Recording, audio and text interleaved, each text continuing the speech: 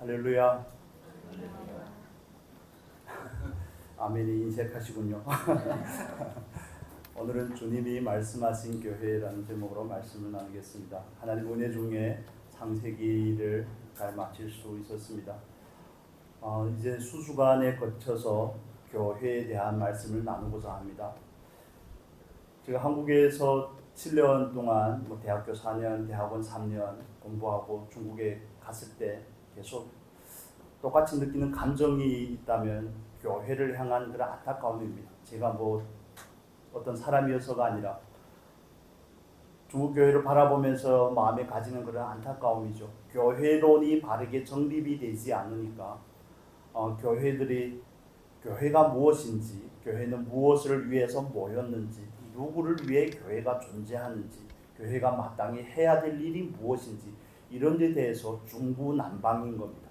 너무 오리무중에 빠져있고 뭐가 무엇인지 제대로 분별이 되지 않다 보니 교회론이 확실하게 정립이 되지 않은 상태에서 마땅히 추구해야 할 가치가 무엇인지가 혼탁해 있으니 성도님들의 삶도 마찬가지입니다. 뭐가 무엇인지를 잘 모르게 되는 것이죠. 한 번은 제가 처음에 가서 얼마 되지 않았을 때 어느 한 형제하고 교제를 할 시간이 있었는데 말씀을 나누고 나서 교제를 하는데 그분에게 제가 이렇게 여쭤봤습니다. 주중에 했던 성경 공부였던 것 같은데 형제님은 중국에서 그냥 남자는 형제, 여자는 자매 이렇게 부릅니다. 직분이 없이. 그래 주일날에 어디서 예배 드리냐 그러니까 예전에는 자기 집에서 예배를 드렸는데 이제는 다른 데서 예배를 드린다고 그렇게 말씀하시면서 한마디를 붙이시는 겁니다. 모든 교회가 하나님의 교회인데 네 교회 내 교회 이런 로컬 처치라고 그러죠. 우리가 개교회를 따질 필요가 뭐가 있냐? 다 하나님의 교회인데 맞는 말 같습니까, 여러분? 그 말을 듣고 너무 화가 났습니다. 네 교회 내 교회 없이 다 내 교회고 다 하나님의 교회고 하다 보니까 경계가 없는 겁니다. 예배를 드림에 있어서 하나님을 섬김에 있어서 규모도 잃어버리게 되고 중구난방이고 그 교회론이 바르게 정립이 되지 못하니까 신앙생활의 규모를 잃어버리게 되는 겁니다. 하나님께서 교회는 두 가지의 교회가 있습니다. 보이는 교회와 보이지 않는 교회. 여러분 잘 아시는 거죠. 그러나 하나님께서 보이는 교회를 세운 이유는 하나님께서 부르신 그 백성들을 특정한 우리가 소속된 특정한 교회를 통해서 하나님을 섬기기를 원하시는 줄로 믿습니다. 그래서 그 교회론이 정확하게 정립이 되지 않으니까 여러분들 말씀과 기도의 교회에 묶어놓는다 이런 개념이 아니라 소속감이 없는 겁니다. 소속감이. 우리는 반드시 이해할 필요가 있습니다. 우리는 눈에 보이지 않는 하나님의 교회에 속한 사람임과 동시에 성도님과 동시에 우리는 눈에 보이는 말씀과 기도의 교회를 통하여서 하나님을 섬기는 공동체인 줄로 믿습니다. 이것은 굉장히 중요한 개념입니다. 그래서 우리가 이번 주부터 시작해서 교회에 대해서 함께 차근차근 살펴보려고 합니다. 오늘은 주님께서 말씀하신 교회, 예수님께서 신약 성경에서 가장 먼저 언급한 내용이 오늘 마태복음 16장에 나오는 이 베드로의 고백에 이은 교회에 대한 내용입니다. 사복음서에는 교회라는 표현이 딱 두 번 나옵니다. 그런데 그 마태복음에 16장과 18장에 나오죠. 물론 바울 서신에 가면 이 교회라는 표현이 많이 나오는데 우리가 흔히 교회라고 말하는 이 단어는 한문을 그대로 직역을 한 거죠. 가르칠 교와 모일 회를 해서 교회라고 이렇게 표현을 합니다. 그러나 사실은 교회는 가르치는 곳만은 아니죠. 가르치는 것도 하는 것이지 가르치는 것만 있는 것은 교회가 아닙니다. 사실 그런 한자적인 의미, 우리 한글로 말하는 교회라는 이 단어는 교회가 포함한 그 성질을 설명하기에 불충분합니다. 그러면 그 원문에서 교회라는 뜻은 부르심을 받은 사람들이 모임이라는 뜻입니다. 부르심을 받은 사람. 여러분이 아시는 것처럼 에클레시아라고 그러죠. 에크라는 것은 무엇으로부터 그 다음에 어디서부터 부름을 받아서 여기에 모이게 됐다는 것을 말합니다. 두 단어가 합쳐져서 이루어진 것이죠. 어디로부터 부르셨다. 그럼 저와 여러분은 어디로부터 부름을 받은 겁니까? 우리는 이 세상으로부터 부름을 받은 겁니다. 여기에서부터 교회의 정체성이 확립이 되게 되는 겁니다. 성도로서의 정체성을 우리가 알게 되는 겁니다. 사람이 모이면 교회가 아닙니다. 건물이 있으면 교회가 아니죠. 건물은 우리가 예배당이라고 말합니다. 예배당이 있을 때건 없을 때건 가정에서건 지하에서건 예수를 믿는 정말 세상으로부터 마귀의 권세로부터 부름을 받은 사람, 죄와 사망의 권세 가운데서부터 부름을 받은 성도들이 모인 곳이 교회인 줄로 믿습니다. 그래서 종교적인 자유가 없는 북한이라든지 중국이라든지 뭐 다른 회교권 국가들이라든지 그런 데 가도 교회가 여전히 존재하는 겁니다. 우리는 고착화된 이미지를 가지고 있죠. 이건 서구적인 이미지인데 유럽이나 서구 교회를 바라보면서 높은 종탑이 있어야 되고 십자가에 네온 사인이 들어와야 되고 예배를 드려야 될 특정한 장소가 있어야 되고 이렇게 교회라는 이미지는 바로 우리를 예배당과 직결을 시키게 되는데 우리가 예배드리는 곳은 예배당이지 교회가 아닙니다. 엄밀한 의미에서 저와 여러분이 교회인 줄로 믿습니다. 세상으로부터 부름받은 저와 여러분이 교회입니다. 마귀의 권세로부터 부름을 받은 저와 여러분이 교회입니다. 그래서 우리가 모였을 때 교회가 되는 것이고 예배당이 있고 없고가 더 중요한 것이 아닙니다. 많은 오랜 시간 동안 한국교회는 양적인 성장을 추구해 왔죠. 큰 교회를 짓고 또 많은 사람들이 모이게 하면 거기가 교회라고 생각을 하는 경향들이 있습니다. 그러나 그건 성경에서 말하는 그 교회라는 본질을 오해하는 겁니다. 왜곡시키는 겁니다. 예배당이 없어도 특정한 자기의 건물이 없어도 예배할 수 있는 곳이 교회인 줄로 믿습니다. 하나님께서는 나에게 신령과 진정으로 예배하는 사람을 찾는다고 그랬지 예배하는 장소를 찾으시는 하나님이 아니십니다. 여기에 아무리 많은 사람이 모이고 정말 세상에서는 여러 가지 직분을 가지고 명예를 가진 사람들이 모인다고 할지라도 권세가 있는 사람들이 모인다고 할지라도 사람이 많고 적음이 아니라 거기에는 하나님의 임재가 없을 수 있다는 것을 우리는 염두에 늘 둬야 되는 겁니다. 건물이 화려하고 헌금이 많고 이런 데 하나님의 초점이 있는 것이 아닙니다. 우리의 초점은 예배자의 심령으로 이 자리에 서는 겁니다. 상가면 어떻고 자기 교회면 어떻습니까? 그런데 초점을 맞추다 보면 우리의 가치관이 세상적인 것을 향해서 나아가게 됩니다. 정말 목회자로서 가지는 그런 부끄러움입니다. 저희 동기들이나 후배들을 만나면 하는 얘기가 형네 교회는 몇 명이 모이냐고. 우리 교회는 많이 모인다. 그게 그렇게 중요합니까? 어디에서 이거 자기 건물이냐. 그 다음에 물어보는 게 자기 건물이냐고. 자기 건물을 맞는데 빚이 많다. 언제 갚을지 모르겠다. 몇십 년 걸릴 것 같다. 그런 걸 자꾸 암암리의 대화 가운데 말한다는 것은 그 가치를 표현을 하는 겁니다. 알게 모르게 그 암암리에 있는 가치를 표현하는 거죠. 저는 어찌 보면 코로나라는 이 사태가 오면서 한국 교회가 가지고 있는 교회에 대한 이미지가 많은 타격을 입었다고 생각을 합니다. 더 본질적인 것으로 돌아가게 되었다고 생각을 합니다. 정말 교회에 나올 수 없으면 가정에서라도 정말 예배자의 심령으로 예배하는 것이 교회라는 것을 비로소 알게 되지 않을까요? 우리가 이 눈에 보이는 이 건물에 너무 초점을 맞추면 보이는 본질을 잃어버리게 됩니다. 여러분 우리가 교회라는 그 단어에 대해서 다시 한번 정리를 확실하게 하면 좋겠습니다. 우리는 세상으로부터 부르심을 받았습니다. 죄와 사망으로부터 부르심을 받았습니다. 마귀의 권세로부터 부르심을 받은 저와 여러분인 줄로 믿습니다. 그래서 우리는 성도, 우리는 교회라고 말하는 겁니다. 우리끼리 모인 곳은 다 교회입니다. 그러나 거기에 하나님이 없고 진리가 없고 말씀이 없고 거기에 성령의 감동하심이 없고 예배자의 마음이 없이는 아무리 많이 모여도 거기는 개모임에 불과한 것입니다. 거기는 교회라고 말할 수가 없습니다. 그래서 시간 우리가 이 자리에서 모이는 것도 하나님께서 지정하신 날에 특정한 장소에서 예배하는 것뿐이지 이것이 뭔가를 대표할 수 있는 것은 아닙니다.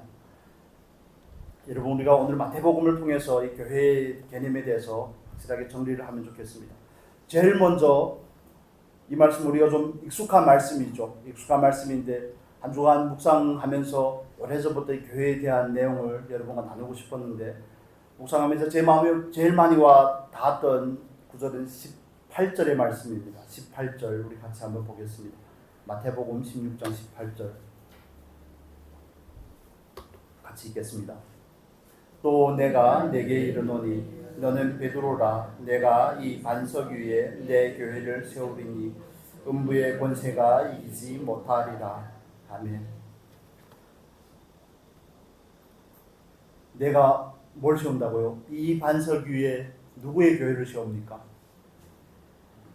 내 교회를 세운다고 예수님께서 말씀을 하시죠. 교회에 있어서 가장 중요한 것은 교회의 주인은 예수님이라는 사실입니다.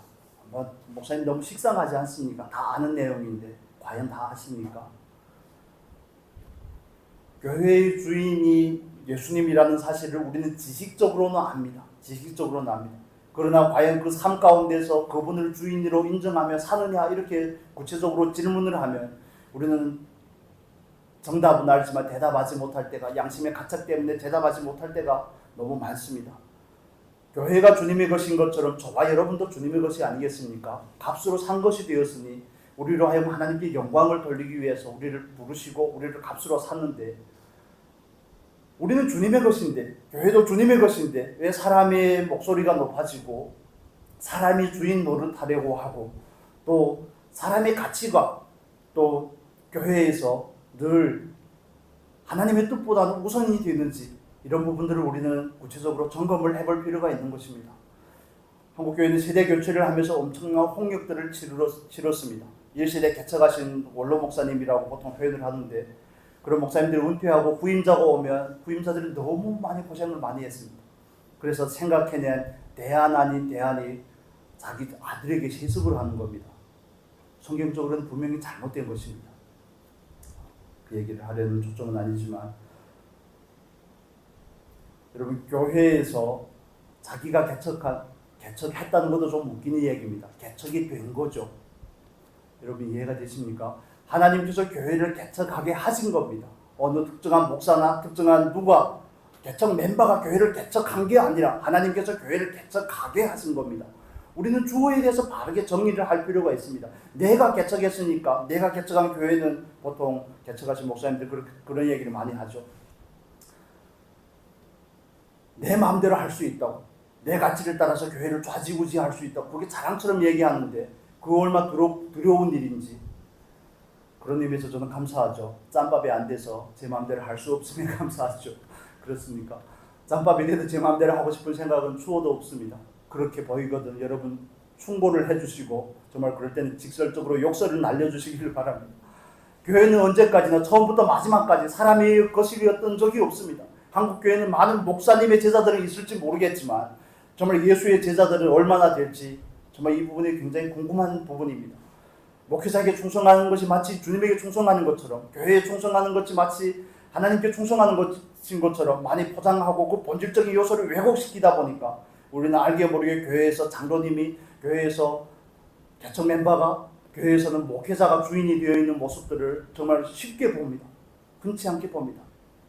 그런 것들을 입에다 담기에는 너무나 불경해서 뉴스를 볼 때마다 뜨끔뜨끔 놀라지 않습니까? 그게 어찌 보면 저와 여러분이 처한 현실입니다. 교회에서 주님께서 교회의 주인 되지 않은 교회, 그런 교회는 문을 닫는 게 맞습니다. 그런 교회는 정말 성도님들이 다 나가고 교회가 문을 닫는 게 맞습니다. 저와 여러분이 추구하는 교회는, 주님께서 말씀하신 교회는 내 교회입니다. 주님께서 말씀하신 내 교회, 주님의 교회입니다. 이름만 주님의 교회가 아니라 정말 주님의 주인 되신 그 교회가 되어야 된다는 사실을 우리가 다시 한번 인지하시면 좋겠습니다. 그래서 우리가 제도적으로 정관에 대해서 다시 수립을 하고 다시 수정을 하고 하는 것, 그런 이유들도 모든 제도적인 장치를 통하여서 교회에서 그 누구의 목소리라도 높아지지 않도록 그런 제도적인 장치를 마련하고자 하는 것입니다.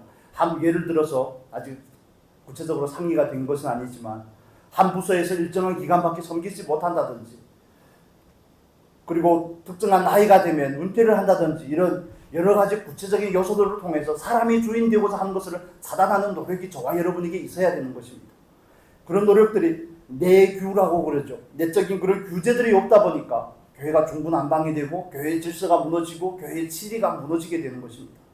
여러분, 우리는 하나님의 부르심을 받아서 말씀과 기도의 교회란 특정한 교회로 부르심을 받았을 뿐만 아니라 그 부르심을 받아서 주님께서 원하시는 교회를 세우고자 이 자리에 다 있는 줄로 믿습니다.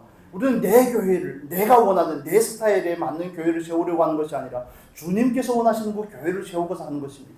주님의 주인 되신 그 교회를 세우고자 하는 것입니다. 여러분, 우리가 스스로 자문을 해보면 좋겠습니다. 스스로 질문을 해보면 좋겠습니까? 내가 원하는 교회는 어떤 교회인가?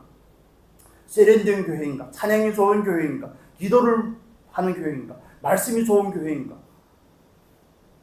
여러분 이해가 되십니까? 우리 이런 부분적인 외적인 그런 수단들이 너무 많이 치우치다 보니까 그 교회의 주인이 예수님이라는 사실에 대해서 지식적으로는 알고 있는데 삶 가운데서는 잃어버릴 때가 너무 많습니다.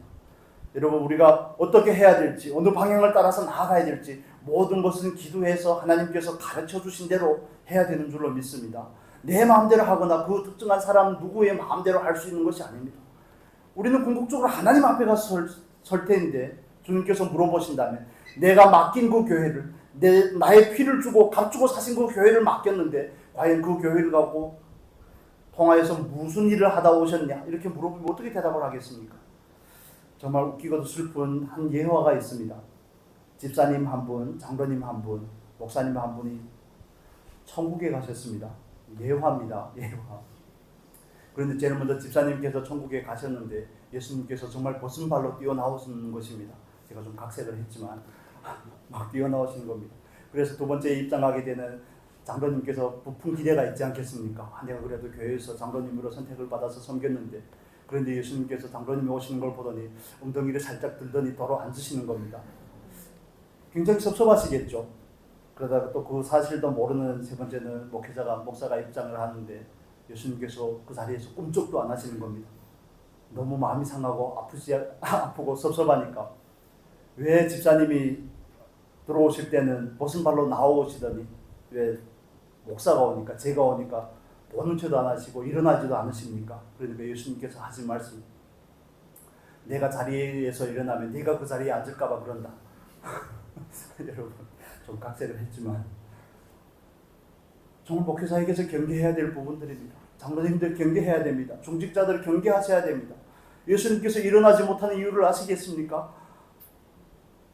우리가 그 자리에 앉을까 봐. 뭐 짬밥이 된다고요? 개척 멤버라고요? 내가 개척을 했다고요? 얼마나 웃기는 얘기입니까? 하나님 앞에서는 정말 일만의 가치도 없는 것입니다. 우리는 무익한 종이 되어야 되는 줄로 믿습니다. 처음부터 마지막까지 초지일관 변하지 말아야 되는 그 중심이 그겁니다.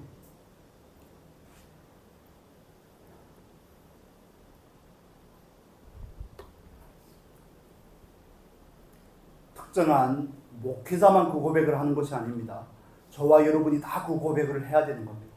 하나님께서 우리에게 먼지 같은 우리에게 생명을 주시고 우리에게 은사를 주시고 우리에게 달란트를 주셔서 우리를 이 세상 가운데 파송하시고 이 땅에서 우리를 통하여서 하나님의 나라를 세우고자 하시고 주님의 몸된 교회를 섬기게 하시고 처음부터 하나님으로부터 모든 것이 다 비롯된 겁니다. 내 것이 어디에 있으며 내가 주장할 수 있는 것이 과연 어디에 있습니까? 값으로 주고 샀다면서요. 내 것이 아니라면서요. 그럼에도 불구하고 끊임없이 나를 앞세우는, 이건 정말 우리가 회개해야 될 부분입니다. 우리 고린도전서의 말씀 한번 다시 확인을 해보겠습니다. 고린도전서 6장 한번 찾아보고 가겠습니다. 고린도전서 6장 19절에서 20절입니다. 같이 읽겠습니다. 너의 몸은 너희가 하나님께로부터 받은 바 너희 가운데 계신 성령의 전인 줄을 알지 못하느냐? 너희는 너희의 것이 아니라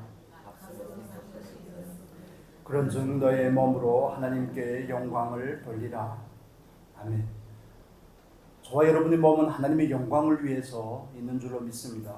귀도 내 것이 아니요, 눈도 내 것이 아니요, 입도 내 것이 아닙니다.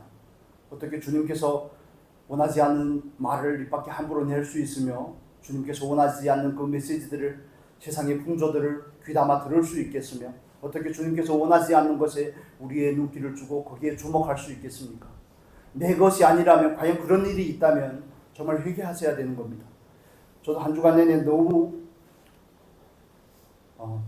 죄송한 마음이 너무 많이 들어서 주님이 주인이라고 고백을 하는데 내 것이 아니라고 하는데 나는 여전히 내가 원하는 것을 보고, 주님께서 원하지 않지만 내가 원하는 것을 보고, 주님께서 원하지 않지만 내가 듣기 원하는 것을 듣고, 주님께서 원하지 않지만 내가 가고 싶은 곳으로 가고, 시간도 공간도 모든 것도 내가 결정하고 내가 주인 되어 있는 삶, 정말 우리 삶에 깊이 녹아져 있는 육신 중심의 그 삶에서 우리는 반드시 회개를 해야 되는 겁니다.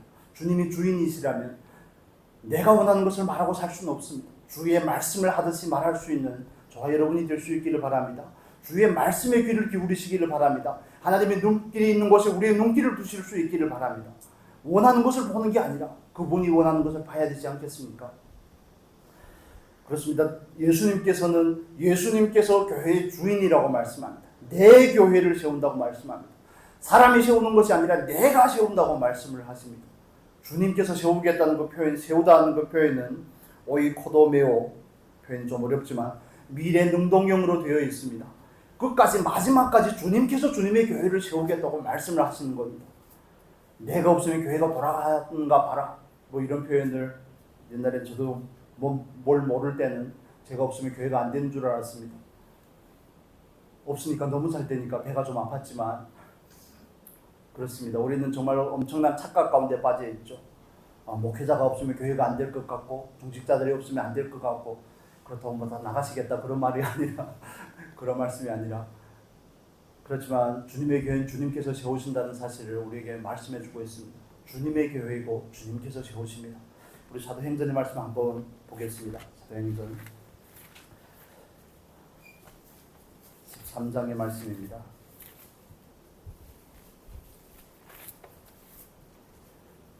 안디옥 교회에서 바나바와 바울을 파송하는 내용을 보겠습니다. 사도행전 13장 1절에서 3절 같이 보겠습니다. 안디옥 교회 선지자들과 교사들이 있으니 곧 바나바와 분봉왕 헤롯의 젖동생 마나인과 및 사울이라 주를 섬겨 금식할 때에 성령이 가라사대 내가 불러 시키는 일을 위하여 바나바와 사울을 따로 세우라 하시니 이에 금식하며 기도하고 두 사람에게 안수하여 보내니라. 아멘. 헬라어에서는 이름의 순서가 굉장히 중요합니다. 이름의 순서는 장유 유서를 설명할 때도 있지만 그 사람의 직분의 중요성, 그 사람의 중요성에 대해서 말을 할 때도 이런 표현들을 씁니다. 순서를 이렇게 표현을 하는데 안디옥 교회에서 바나바는 핵심 멤버입니다. 여러분 이해가 되십니까? 바나바는 핵심 멤버인데 그 다음에 마지막에 사울이라고 표현된 그 바울은 뭐라고요? 및 사울. 그 교회에서는 미미한 존재라는 의미를 가지고 있습니다.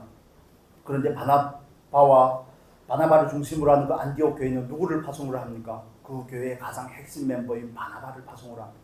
장차 핵심 멤버가 될 것 같은 바울을 파송을 합니다. 누구를 위해서 파송을 합니까? 이방을 위해서 파송을 합니다. 바나바가 없으면 안디옥 교회가 안 세워질까요? 그렇지 않다는 것을 여러분에게 말씀드립니다. 그 특정한 사람이 교회에서 세를 얻는 걸 저와 여러분이 다 경계를 해야 될 줄로 믿습니다. 사람이 교회에서 알게 모르게 주인 노릇하다 보고 그러다 보니까 교회가 오늘날 이 시점까지 오게 된 것입니다. 여러분 우리가 정관을 정리하면서도 말씀을 드리겠지만 1세대 목사님이신 이영호 목사님께서 원로 목사님 이런 추대를 안 받으셨기 때문에 우리 교회는 원로 목사님, 원로 장로님, 명예 권사님 이런 거 없습니다. 여러분도 다 동의하실 겁니다. 그런 게 알게 모르게 은퇴를 하고 나서도 교회의 치리에 복종하지 아니하고 그 교회를 돈 먹고 교회의 질서를 훼손하는 많은 경우들을 너무 많이 봅니다. 목회자가 은퇴를 하면 깔끔하게 떠나는 것이 맞지 않습니까? 그런데 거기도 재단을 만들어서 그 재단의 이사장이 전임 목사님이 되고 원로 목사님이 돼서 교회와 끝까지 커넥션을 가지고 성도님들이 누구 눈치를 보겠습니까? 하나님의 눈치를 안 본다니까요. 구인자로 온 그 목사님 처지를 변명하려고 하는 것이 대변하려고 하는 것이 아니라 하나님 앞에서 깔끔하게 끝내고 하나님 앞에서 깔끔하게 물러갈 수 있는 저와 여러분이 될 수 있기를 바랍니다. 이런 부분들은 정말 우리가 경계를 가져야 될 것입니다. 왜냐하면 많은 잘못된 전처들이 있기 때문에 우리는 그것을 쫓아가면 안 되는 겁니다. 수정해야 되는 그런 부분들이죠. 주님의 교회는 주님께서 세우는 것입니다. 보내시는 분도 주님이시고 세우는 분도 주님이시고 유지하는 분도 주님이시고 주님께서 이 교회의 생명이 다 됐다고 생각하시면 흩어지는 분도 주님이신 줄로 믿습니다. 그 주권은 온전히 오롯이 주님께 있습니다.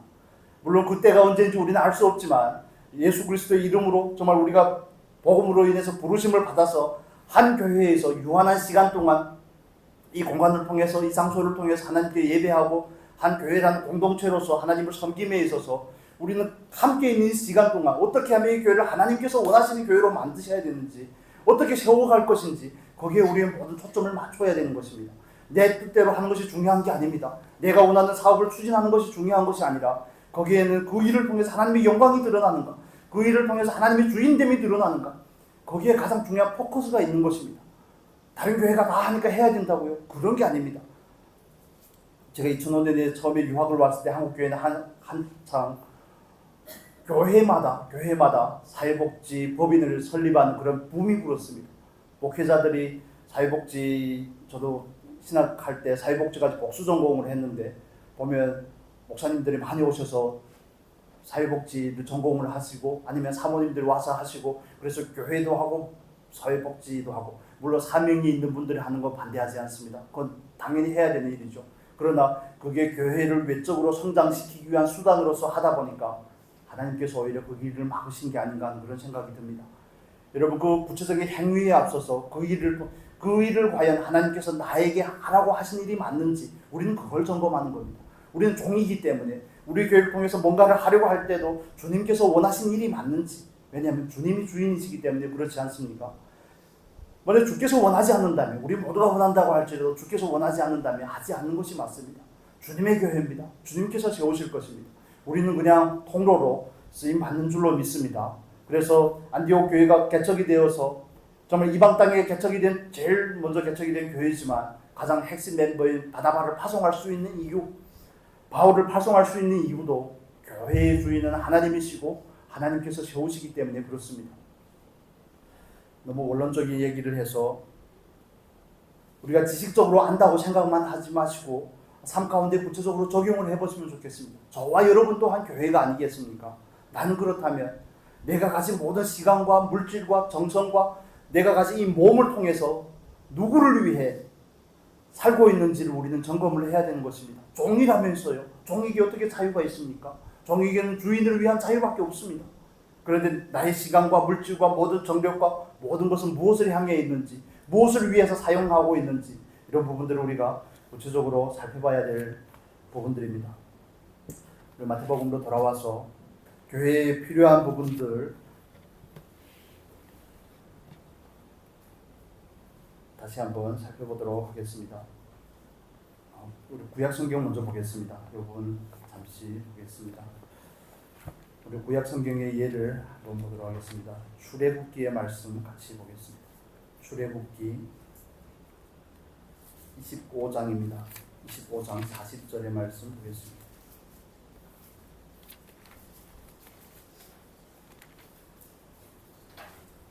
출애굽기 25장 40절입니다. 같이 읽겠습니다. 너는 삼가 이 산에서 내게 보인 식양대로 할지니라. 뒤로 넘기셔서 26장 30절 보겠습니다. 26장 30절 같이 읽겠습니다. 너는 산에서 보인 식양대로 성막을 세울지니라. 여러분에게 교회의 주인이 왜 주님이신지, 성경은 일괄적으로 왜 이 말씀을 하고 계신지에 대해서 구체적인 증거를 찾아서 증명을 하려고 하는 것입니다. 사도행전 7장 38절 우리가 찾지는 않지만 여러분 적어놓으시고 한번 찾아보시기를 바랍니다. 스데반의 설교죠. 구속사적인 설교 가운데 스데반이 이렇게 표현을 합니다. 시내산에서 말하던 그 천사와 및 우리 조상들과 함께 광야 교회에 있었고 또 생명의 돌을 받아 우리에게 주던 자가 이 사람이라. 광야 교회라고 표현을 합니다. 애굽에서 구원을 받은 이스라엘 백성들은 광야에서 뭐가 됐다고요? 교회가 되었습니다. 광야의 교회는 텐트를 중심으로, 성막을 중심으로 한 교회죠. 그러나 그 성막은 누가 말한 대로 세우는 겁니까? 하나님께서 모세를 불러서 출애굽기 24장에 이스라엘 백성들과 언약을 맺고 25장부터 성막에 대한 구체적인 그 구조와 모형에 대해서 설명을 하시는데, 성막은 누구의 명령대로 세우는 겁니까? 하나님께서 말씀하신 식양대로, 이건 개정판 성경에는 양식대로 이렇게 되어 있습니다. 그런데 우리가 두 구절의 말씀을 찾았죠. 25장 40절의 말씀에서 이 양식대로라는 표현은 구조, 모형, 이런 외적인 형태를 말하는 겁니다. 그러나 26장 30절에 말하는 이 식양대로, 한글로는 똑같이 번역이 됐지만 원문에는 다른 의미를 가지고 있습니다. 이것은 하나님의 방식을 말합니다. 하나님의 법도를 말합니다. 이 두 양식대로, 식양대로라는 이 표현이 우리에게 주는, 원어가 우리에게 주는 의미를 여러분 이해를 하시겠습니까? 하나님께서 원하시는 구조대로 교회를 세우는 겁니다. 하나님께서 말하는 법대로 세우는 겁니다. 외적인 것이든 내적인 본질이든 하나님께서 주인됨을 우리는 출애굽기 말씀을 통해서 다시 한번 확인을 할 수 있습니다. 민수기에 가서 한번 보겠습니다. 신약 구약 성경 민수기 9장입니다.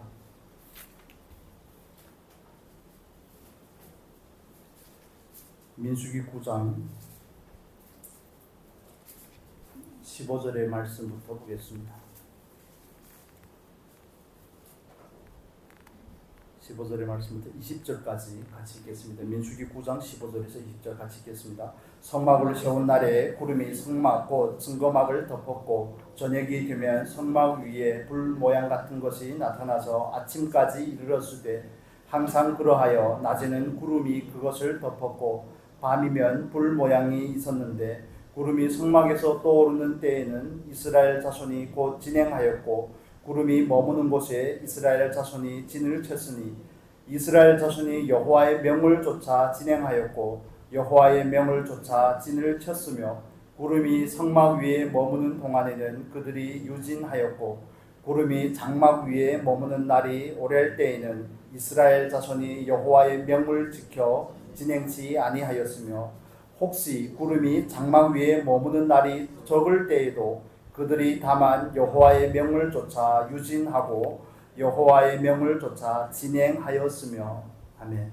성막은 하나님의 집이죠. 성막은 하나님의 임재의 상징입니다. 그래서 그 성막을 세우고 하나님께서는 거기에서 이스라엘 백성들을 만나고 이스라엘 백성들이 예배를 받으시고 이스라엘 백성들과 교통을 하는 자리입니다. 그런데 그 성막을 펼치고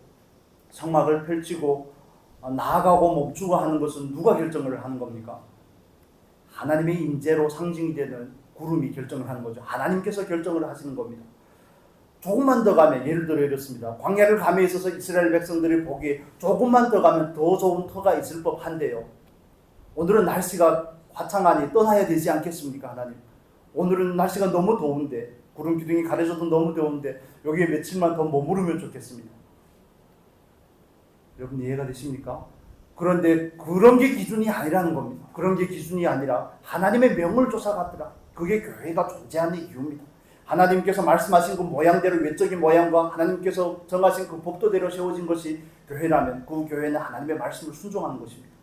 저와 여러분도 하나님 앞에 온전하게 순종할 수 있기를 바랍니다. 노아의 얘기를 해볼까요? 가장 먼저 성경에서 교회의 모형으로 등장하는 것은 노아의 방주입니다. 물론 에덴이 먼저 있죠. 노아의 방주인데 노아의 방주 사건에서 노아는 그 방주 가운데서 217일 동안 방주 안에 있습니다. 그 동물들을 돌보며 그들이 먹을 것과 모든 것을 준비하고 오랜 기간 동안 그 안에 있는데 얼마나 답답하겠습니까? 노아가 비둘기를 풀었을 때, 내보냈을 때 알지 않습니까? 물이 주는 상황을 노아가 압니다. 그런데 나옵니까? 안 나옵니까?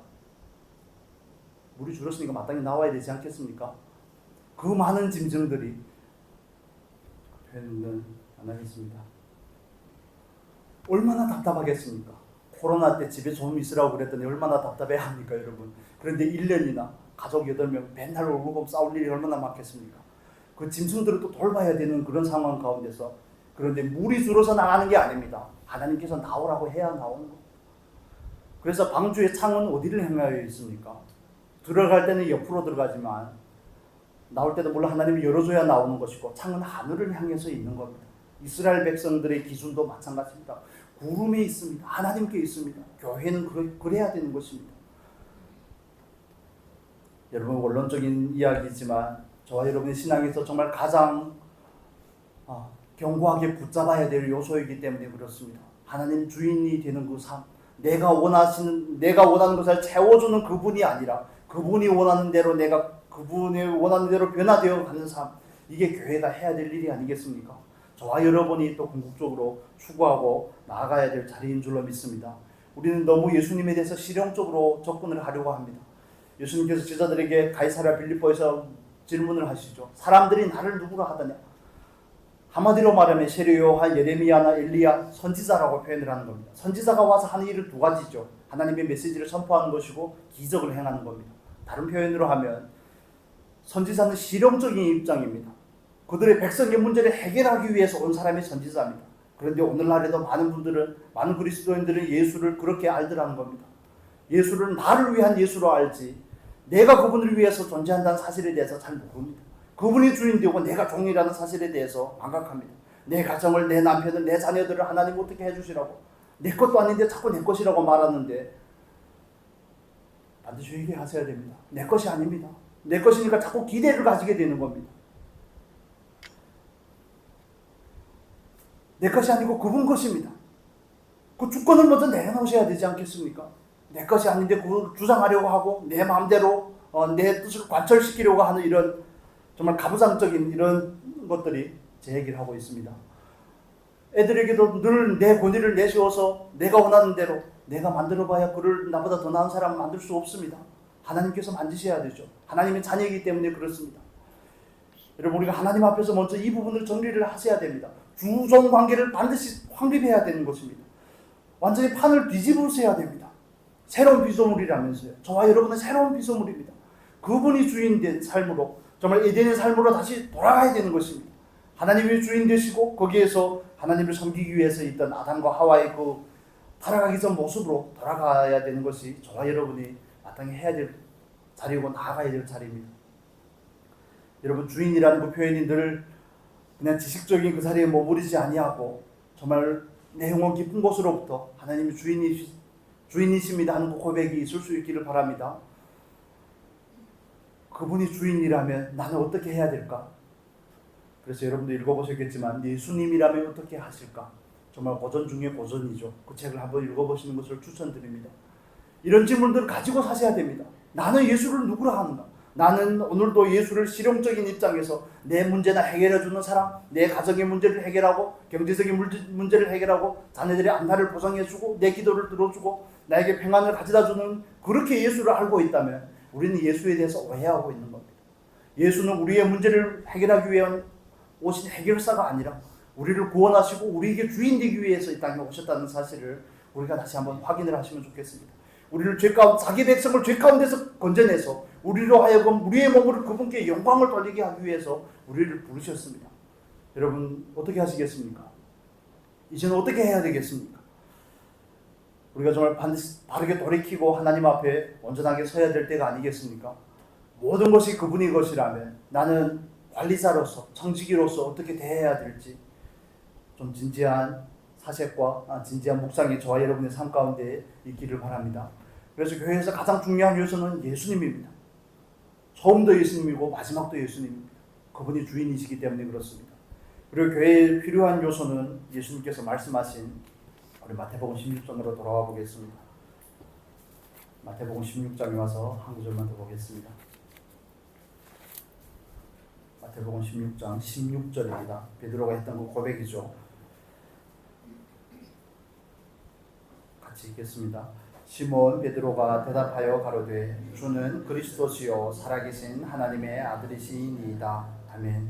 예수님께서 사람들은 나를 누구라 하느냐, 그다음 제자들을 향해서 너희는 나를 누구라 하느냐 하는 그 질문에 대한 베드로의 고백이죠. 정말 기독교 신앙을 한마디로 압축해 놓은 것입니다. 당신은, 여기서 주의하는 표현은 당신이라는 뜻인데 당신은 그리스도입니다. 그런데 여기는 정관사가 우리 한글에는 익숙하지 않지만 그 그리스도입니다. 그 하나님의 아들입니다. 이렇게 강조가 되어 있습니다. 그것은 성경이 우리가 고린도전서 15장 3절 4절의 말씀을 암송하는 것처럼 예수님께서는 성경대로 죽으시고 성경대로 살아나셨다는 사실, 성경 구약부터 신약까지 쭉 예수에 대한 이야기를 하고 있다는 사실을 이런 표현들이 우리에게 말해주고 있는 것입니다. 모세와 같은 오기로 하셨던 그 선지자, 예수님께서 세우겠다고 했던 그 왕, 멜기세덱의 반차를 따라서 온 그 예수 그리스도 제사장, 그분이 바로 누구라는 겁니까? 예수님이라는 겁니다. 약속하신 그분, 그래서 호 크리스토스 이렇게 표현을 하거든요. 그 메시아가 맞습니다. 그 메시아, 왕으로 오신 분이 맞습니다. 제사장으로 오신 분이 맞습니다. 선지자로 오신 그분이 맞습니다. 왕으로 오셔서 우리를 다스릴 분입니다. 우리를 구원하실 분입니다. 제사장으로 오셔서 우리의 죄를 대속하실 그분이 바로 당신입니다 하고 고백을 하는 겁니다. 선지자로 오셔서 무지한 우리들을 깨우쳐서 우리로 하여금 하나님의 말씀을 알게끔 하시는 분이, 하나님을 알게끔 하시는 분이 당신입니다 하고 고백을 하는 겁니다. 이 표현에는 예수 그리스도는 참 사람이고 참 하나님이라는 그 표현이 다 녹아져 있는 겁니다. 여러분 퀴즈 너무 어렵죠? 퀴즈를 내겠습니다. 살아계신 하나님의 아들이라는 것은 무슨 뜻입니까?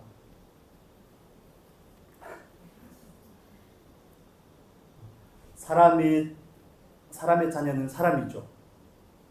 개의 새끼는 뭡니까? 이걸 바로 개새끼 이렇게 하면 안 됩니다. 강아지라고 표현을 하죠. 하나님의 아들이라는 것은 그분이 하나님이라는 뜻입니다. 그래서 사람으로 오셔서 우리를 위해 죽으실 수 있는 그분, 하나님이시기 때문에 다시 살아나신 그분, 우리는 그분을 믿는 겁니다.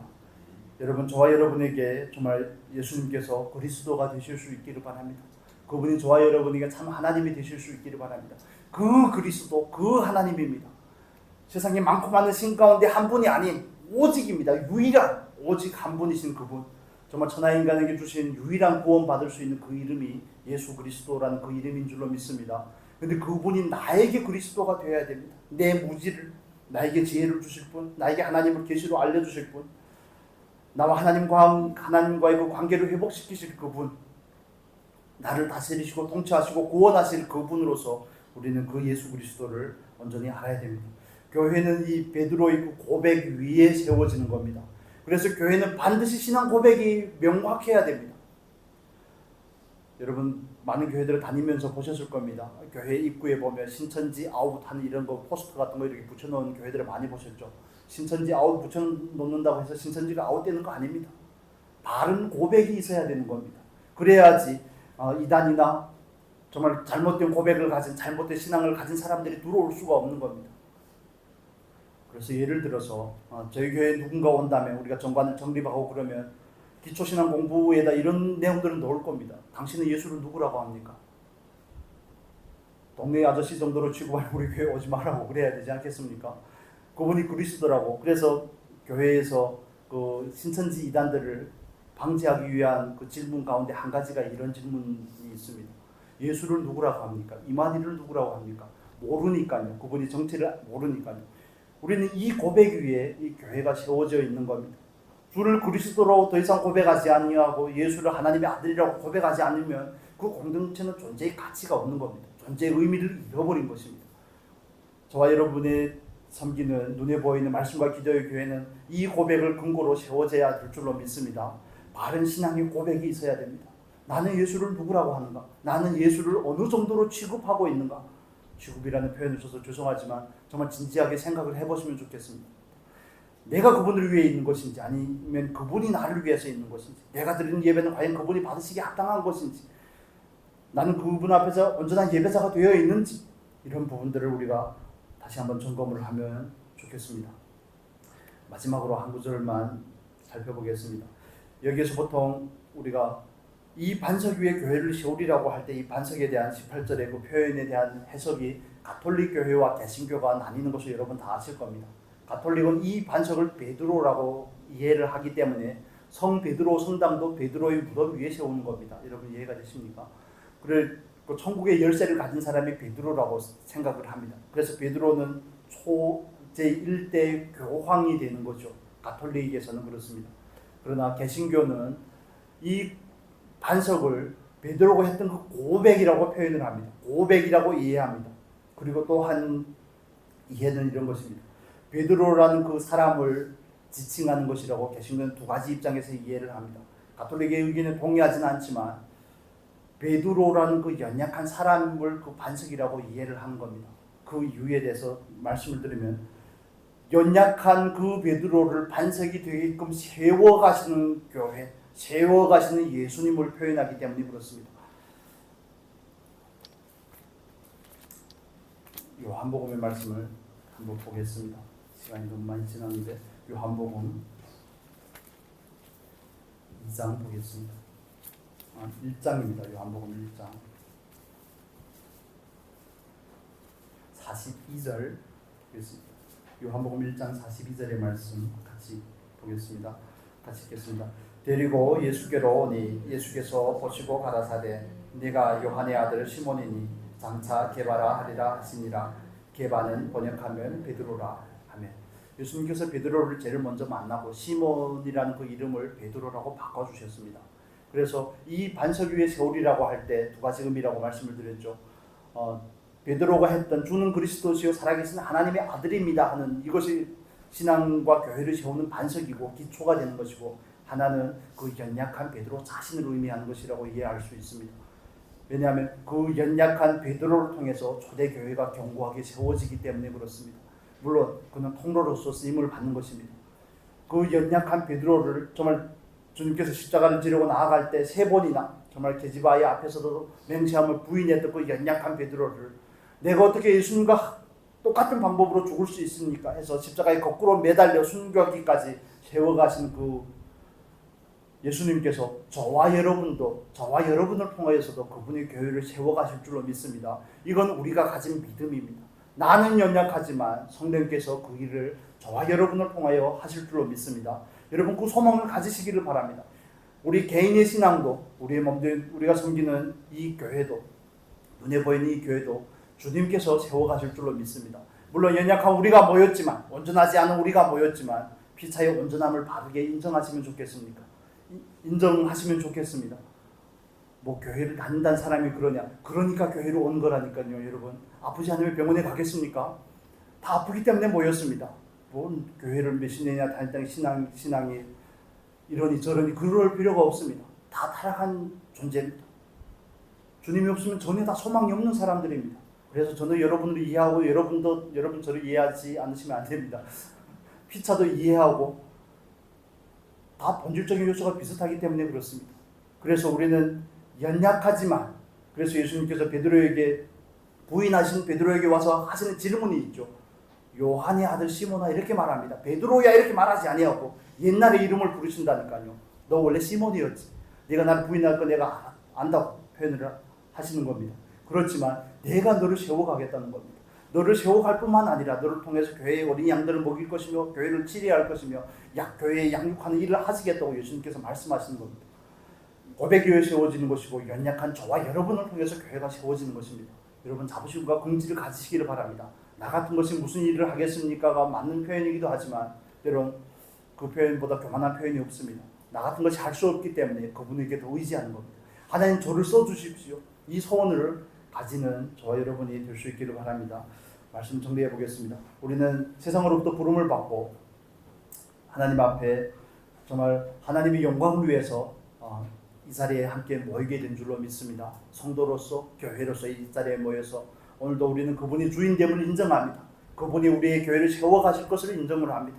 그분께서 온전한 주관자가 되고 우리가 함께 섬기는 교회도 그분이 원하는 대로, 그분의 법도대로 세워져야 되는 것을 우리는 고백합니다. 그러기 위해서 많은 요소들이 있습니다.